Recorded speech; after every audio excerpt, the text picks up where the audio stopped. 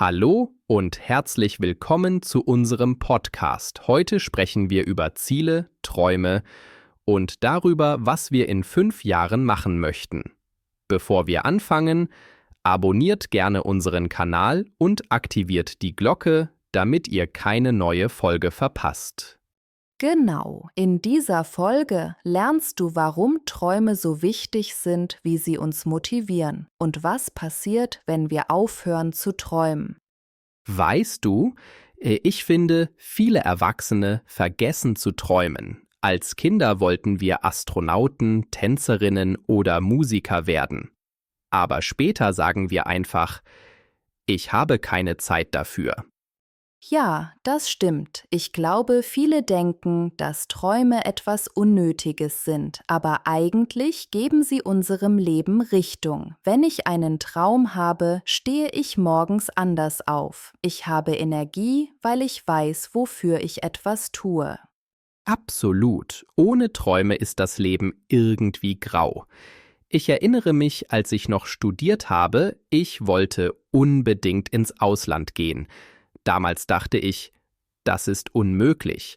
Aber dieser Gedanke hat mich jeden Tag begleitet, bis ich es geschafft habe.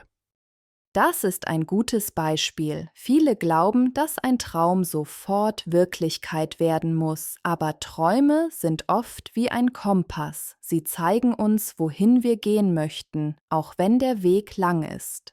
Ja, und manchmal ändert sich der Traum.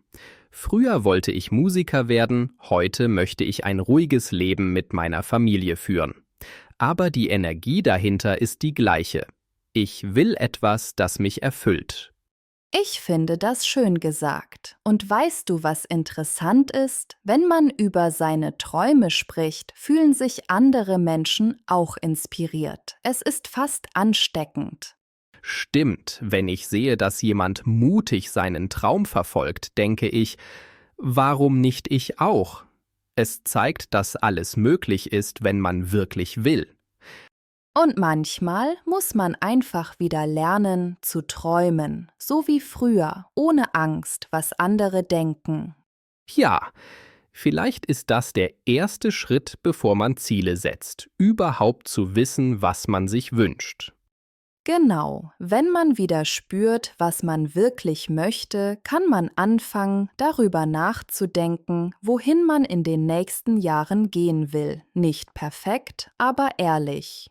Weißt du, viele Leute sagen, ich weiß gar nicht, was ich in 5 Jahren machen will. Und ehrlich gesagt, das ist völlig normal.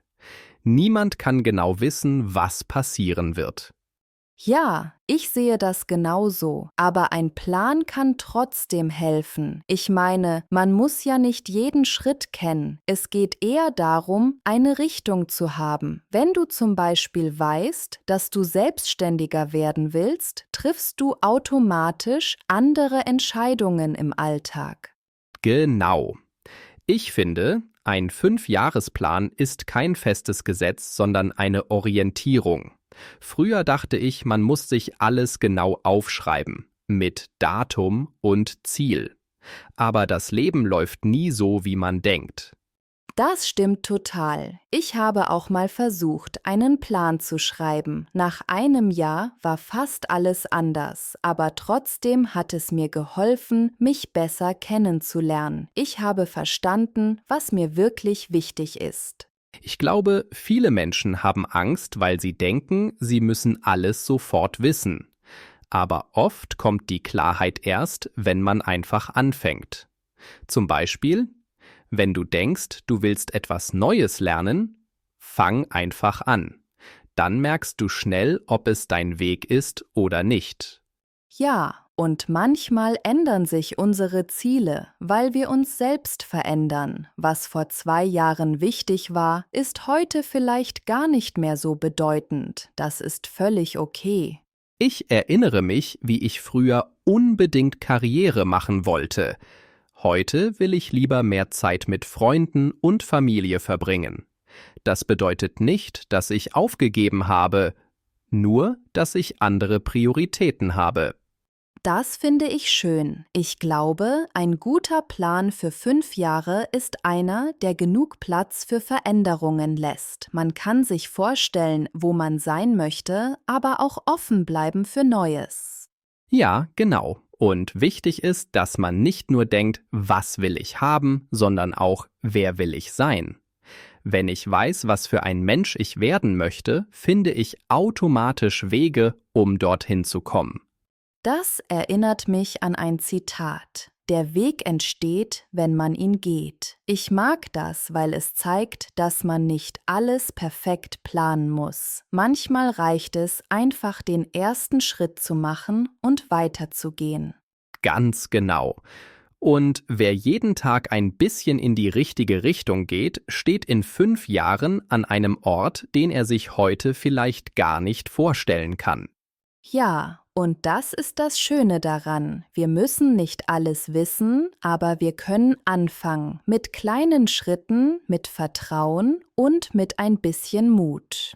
Weißt du, was ich oft beobachte? Viele Menschen haben große Träume, aber sie fangen einfach nie an. Sie warten auf den perfekten Moment, auf mehr Geld oder mehr Zeit. Und dieser Moment kommt meistens nie. Ja, das kenne ich auch. Ich habe früher immer gesagt, ich mache das, wenn ich bereit bin, aber ehrlich gesagt, man ist nie 100% bereit. Wenn man wartet, bis alles perfekt ist, macht man am Ende gar nichts. Genau. Und viele vergleichen sich ständig mit anderen. Sie sehen auf Social Media, was andere schon geschafft haben und denken, ich bin zu spät oder ich bin nicht gut genug. Aber das ist total falsch. Jeder hat sein eigenes Tempo. Stimmt.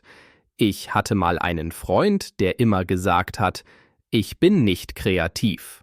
Aber als er endlich angefangen hat zu malen, hat er gemerkt, dass es gar nicht darum geht, perfekt zu sein. Es geht darum, es einfach zu tun und Spaß zu haben. Ja, das ist ein wichtiger Punkt. Viele Leute haben Angst vor Fehlern. Sie denken, ein Fehler bedeutet, dass man versagt hat. Aber eigentlich ist jeder Fehler nur ein Schritt nach vorn. Ohne Fehler gibt es kein Lernen. Ich glaube auch, dass wir oft falsche Ziele verfolgen. Manchmal wollen wir etwas, nur weil andere sagen, dass es gut ist. Ein bestimmter Job, ein Auto, ein schönes Haus. Und dann merken wir, dass es uns gar nicht glücklich macht. Oh, ja, das kenne ich. Ich wollte früher unbedingt in einer großen Stadt leben, weil es so cool klang. Aber als ich dort war, habe ich gemerkt, dass mir Ruhe und Natur viel wichtiger sind. Es war eine gute Erfahrung, aber nicht mein Traum. Genau. Ich finde, es ist wichtig, regelmäßig zu fragen, will ich das wirklich oder mache ich das nur für andere? Wenn man ehrlich zu sich selbst ist, spart man sich viel Zeit und Energie. Und man muss sich selbst erlauben, klein anzufangen. Niemand startet perfekt. Selbst die erfolgreichsten Menschen haben irgendwo angefangen, oft mit Zweifeln und Fehlern. Das stimmt. Und manchmal ist das Schwerste einfach, dran zu bleiben. Motivation kommt und geht, aber wer trotzdem weitermacht, kommt irgendwann ans Ziel.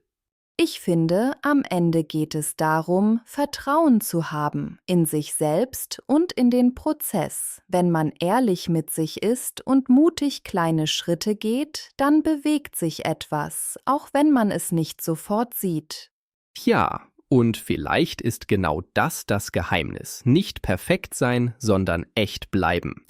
Absolut, denn wer echt bleibt, findet mit der Zeit seinen eigenen Weg. Und das ist viel wertvoller als jeder Plan.